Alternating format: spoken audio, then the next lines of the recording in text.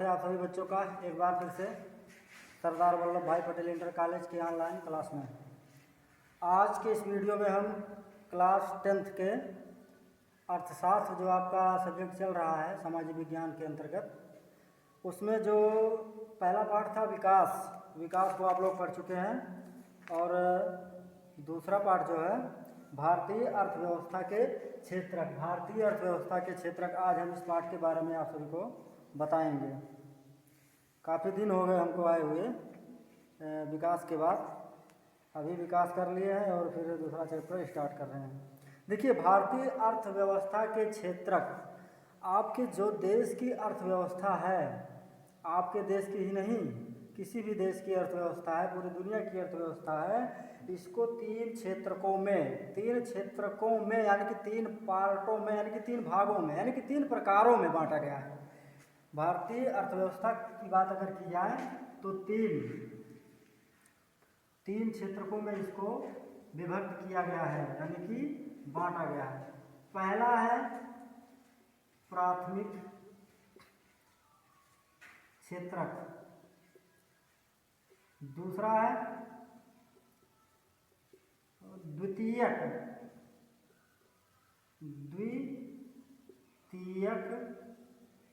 क्षेत्रक,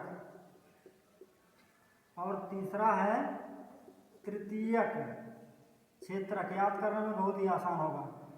प्रथम का प्राथमिक, द्वितीय, तृतीयक यानी पहला, दूसरा, तीसरा जो क्षेत्रक है, इनको प्राथमिक, द्वितीयक और तृतीयक नाम से आप याद कर सकते हैं। तीन टाइप की आपके देश की अर्थव्यवस्था को बांटा गया है। कुछ बच्चों का ये कहना है कि वीडियो में थोड़ा कम समझ में आता है, तो ध्यान से समझिए, ध्यान से सुनिए, कोई बहुत बड़ी बात नहीं है।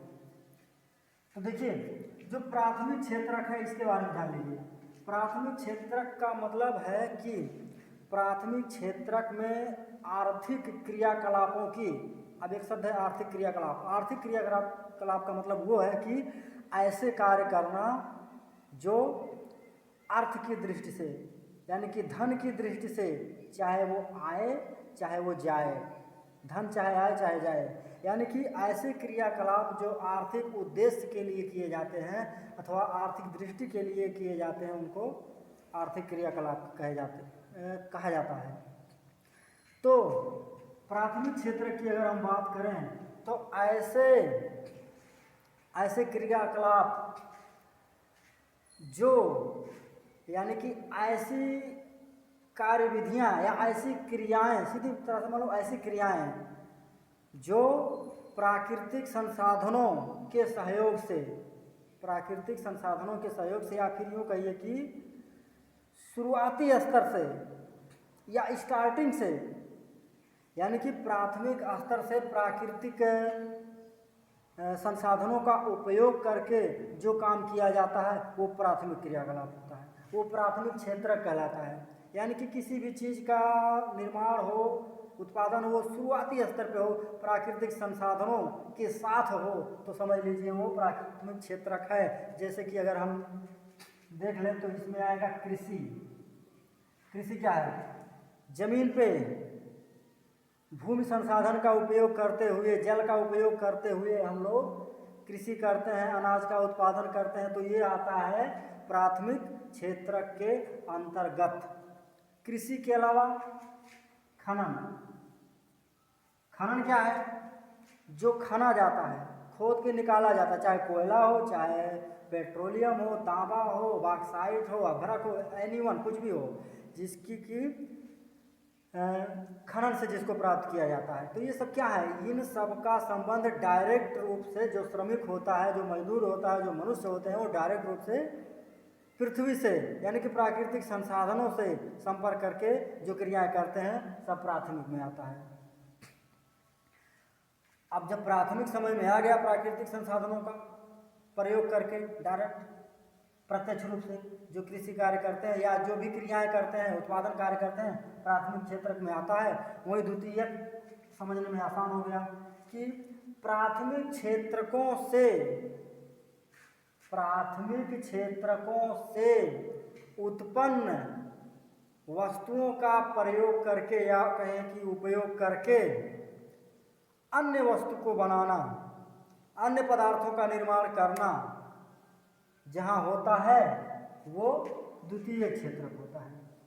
कहने का मतलब प्राथमिक क्षेत्रक के द्वारा उत्पन्न किए गए वस्तुओं का इस्तेमाल करके कोई अन्य वस्तु बना देना जहाँ होता है उस क्षेत्र को कहते हैं द्वितीय क्षेत्र कहते हैं। जैसे प्राथमिक क्षेत्रक से मिलता है आपका कपास, कपास से रेशा बनता है, रुई बनता है, धागा बनता है, और इस धागे को हम फैक्ट्रियों में, कारखानों में कपड़े बना लेते हैं, तो द्वितीय क्षेत्र का काम हो गया। ऐसे ही जो लौह है, लौह है अयस्क, यानी कि अशुद्ध रूप से जो लोहा होता है, इसको हम खनन से प्राप्त करते हैं, अर्थात प्राथमिक क्षेत्रक से प्राप्त कर लिए और इसको इस्पात की फैक्ट्रियों में ले जाके सरिया है और तमाम लोहे के आकार प्रकार की तमाम चीज़ें बना लेते हैं, तो क्या हो गया, द्वितीय क्षेत्र में हो गया। कहने का मतलब सब क्लोज करके सारी बातें छोड़ के केवल खाली यही अगर हम याद कर लें, समझ लें कि वस्तुओं का विनिर्माण जहाँ होता है, कारखाने, फैक्ट्रियाँ, ये सब क्या है, द्वितीय क्षेत्र में है। बस प्राथमिक से उत्पाद ले लेंगे, उसको किसी और चीज़ में ढाल देंगे, किसी और चीज़ के रूप में निर्मित कर देंगे, द्वितीय क्षेत्रक हो गया। अब आता है तृतीय क्षेत्रक। इसमें सेवा को शामिल किया जाता है। सेवा क्या होता है, सर्विस।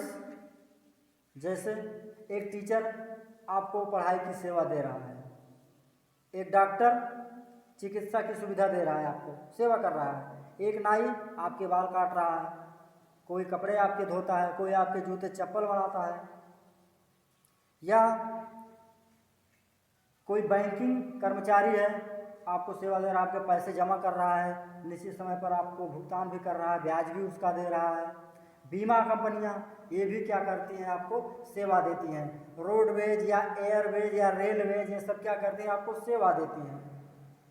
तो सेवा क्षेत्रों के अंतर्गत जो विभिन्न प्रकार की सेवाएं ली और दी जाती हैं, कोई भी अधिकारी हो, कर्मचारी हो, वकील हो, डॉक्टर हो, इंजीनियर हो, सब क्या है, सेवा क्षेत्र में शामिल है। अब आपकी समझ में आ गया होगा कि आपको किस क्षेत्र में जाना सबसे ज़्यादा पसंद है। प्राथमिक में जाएंगे, खेती करेंगे, खनन करेंगे, या द्वितीय क्षेत्र में जाएंगे, फैक्ट्रियों में काम करेंगे, या फिर तृतीय क्षेत्र में जाकर डॉक्टर, इंजीनियर, टीचर या वकील, वैज्ञानिक बनेंगे। तो जाहिर सी बात है, सबकी समझ में आ रहा होगा मुझे भाई तृतीय क्षेत्र में जाना है। एक चीज़ और जान लीजिए, आपके देश की जो अर्थव्यवस्था है ये प्राचीन काल से ही कृषि आधारित अर्थव्यवस्था है। भाई हमारे यहाँ ग्रामीण जनसंख्या अधिक है, आज भी अधिक है, तो हमारी अधिकांश जनसंख्या, एक तो अभी हम 1947 से पहले दूसरों के गुलाम भी थे, कोई दूसरा हमारे ऊपर राज कर रहा था, तो हमारा क्या है, हमको उतना विकसित होने का अवसर नहीं मिल पाया, ना तो हमारे यहाँ कल कारखाने या फैक्ट्रियाँ भी विकसित हो पाई जैसा कि इंग्लैंड, अमेरिका आदि या पश्चिमी देशों में हो चुका है। तो क्या था, हमारे देश की अधिकांश जनसंख्या कृषि पर ही आधारित थी, ज़्यादातर लोग कृषि क्षेत्र से ही रोजगार प्राप्त कर रहे थे। लेकिन आज़ादी के बाद से जैसे जैसे वस्तुओं का उत्पादन बढ़ा, फैक्ट्रियाँ लगने शुरू हुई, तो लोग द्वितीय क्षेत्र में जाना शुरू कर दिए, और द्वितीय क्षेत्र में और प्राथमिक क्षेत्र में कुछ बचत किए, कुछ कार्य किए, कुछ धन प्राप्त किए, उसके बाद तृतीय क्षेत्र में अब लोगों का प्रवेश हो रहा है। और अधिकांश जो हमारे यहाँ की आमदनी है वो तृतीय क्षेत्र से ही आती है, प्राथमिक और द्वितीय से नहीं, बल्कि तृतीय क्षेत्र से हमारे देश का अधिकांश जो पैसा है वो आता है। ये तो क्षेत्रकों की बात हो गई।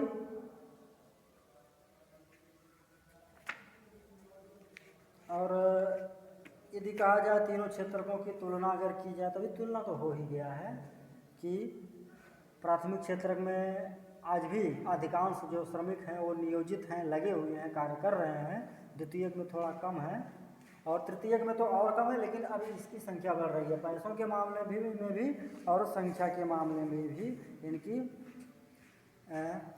संख्या बढ़ रही है। इसके अलावा आगे देखते हैं, टाइम बता दीजिएगा मुझे।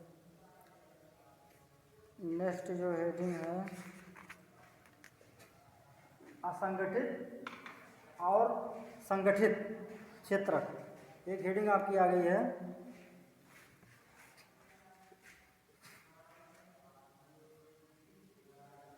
असंगठित या संगठित।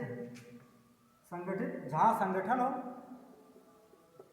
संगठित और असंगठित क्षेत्रक। संगठित क्षेत्रक क्या होता है?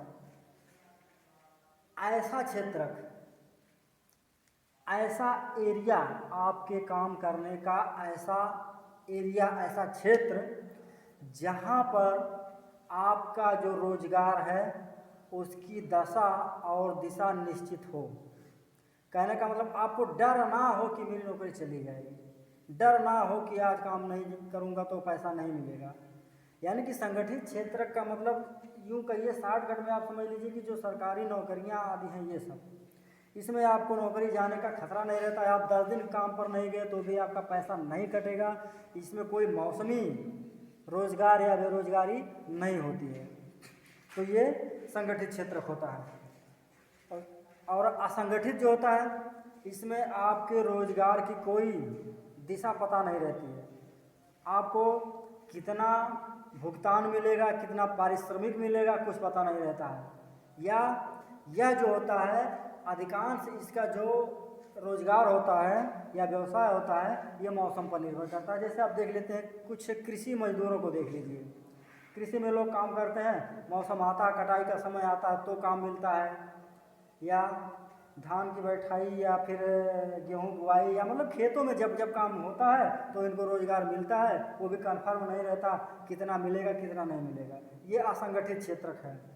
और इसमें कभी भी आपकी जो आपका रोजगार है, आपका जो काम है, कभी भी छीन सकता है कुछ भी। मतलब रोजगार की अनिश्चितता रहती है। और संगठित में तो कोई अनिश्चितता नहीं रहती, निश्चितता ही रहती है। इसमें काम का घंटा तय रहता है, कार्य की अवधि तय रहती है, और आपका जो वेतन भुगतान जो भी रहता है वो कन्फर्म रहता है कि हमको इतना मिलेगा। जैसे सरकारी नौकरियों में लोग नियोजित होते हैं तो वो संगठित है। या विद्यालय में, प्राइवेट विद्यालय में जो टीचर है वो तो बिल्कुल संगठित नहीं है। कब मिला, कब निकल गया, कब कोई पता नहीं है। और एक हेडिंग है दिया गया, कभी कभी आपको लघु में पूछ सकता है कि असंगठित क्षेत्र के श्रमिकों का संरक्षण कैसे हो। असंगठित क्षेत्र के श्रमिकों का संरक्षण कैसे हो? भाई, पहली बात तो जहाँ यूनिटी रहती है, जहाँ एकता रहती है, श्रमिकों में अगर एकता बनती है कि भाई हम काम करेंगे तो इतने रुपए में, 150, 200, 250 में करेंगे तब करेंगे। नहीं तो एक गांव वाला एक जगह पे तय किया हुआ है कि हम 200-250 रुपये में करेंगे, वही दूसरे गांव वाला गया 100 रुपये में काम करके चला आया, तब कहाँ संरक्षण हुआ? तब इनके अंदर एकता अगर नहीं रहेगी तो इनका शोषण किया जाता रहेगा, यानी कि शासक वर्ग के द्वारा, पूंजीपति वर्ग के द्वारा, लोगों के द्वारा। तो इनके अंदर एकता हो, प्लस जागरूकता भी होनी चाहिए। या जो इस समय जो वर्तमान में सरकारी नीतियां हैं कि कितना घंटा काम होना चाहिए, कितना रुपया मिलना चाहिए, इन सब की अगर जानकारी रहती है तो फिर इनका संरक्षण हो सकता है। एक चीज़ और, अर्थव्यवस्था को देखिए, एक और हेडिंग है, बांटा गया है सार्वजनिक और निजी क्षेत्रक। आपको बता दें, अगर आपका जो उद्योग है, जो अर्थव्यवस्था है, उसको आपके स्वामित्व का मतलब होता है मालिकाना हक। आपके मालिकाना हक के आधार पर अगर हम अर्थव्यवस्था को बांटें तो एक होता है सार्वजनिक क्षेत्रक, और दूसरा होता है निजी क्षेत्रक। सार्वजन यानी कि सर्वजन, यानी ऐसा कार्य, ऐसी दशा, या ऐसे फैक्ट्रियां भी हो सकती हैं, कारखाने भी हो सकते हैं, मतलब ऐसी गतिविधि, ऐसे कार्य जिनके स्वामित्व के रूप में, ऐसी क्रियाएं, ऐसी गतिविधियां जिनके स्वामित्व यानी कि ऐसे कार्य जिनका मालिकाना हक सरकार का भी रहता है और किसी व्यक्ति का भी रहता है। कहने का मतलब लिमिटेड। जैसे गांव में कुछ लोग जाते हैं बाहर काम वाम करने तो कहते हैं मेरी जो फैक्ट्री जिसमें मैं काम करता हूँ वो लिमिटेड है। कहते हैं कि या तो सरकार स्वयं उसकी मालिक पूरी रहेगी या फिर सरकार और कोई व्यक्ति मिलके उसको चलाएंगे, तो वो सार्वजनिक क्षेत्र होता है। और इसकी एक विशेषता है कि इस पर जो नियंत्रण होता है वो सरकार का नियंत्रण होता है, सरकार के नियम और कानून इस पे लगते हैं सार्वजनिक क्षेत्र में। जैसे महानगर टेलीफोन निगम लिमिटेड आपका है, या फिर ये NTPC national thermal power corporation भी है।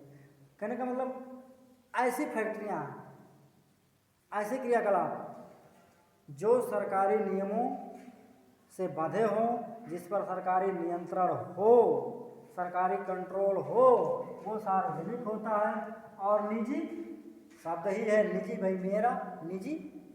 तो ऐसे कार्य जिन पर किसी व्यक्ति विशेष का हक होता है, अधिकार होता है, यानी कि ऐसी फैक्ट्रियां, ऐसे कारखाने जिनके नियम और कानून को बनाने के लिए या सरकार की कोई जवाबदेही नहीं होती, यानी कि जिस पर जो नियम लगता है वो किसी निजी व्यक्ति का, किसी एक व्यक्ति का सिस्टम उस पर चलता है, वो निजी क्षेत्र होता है।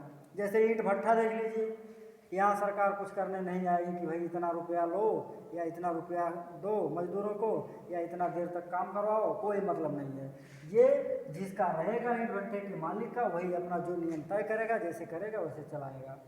तो ये निजी क्षेत्र होता है।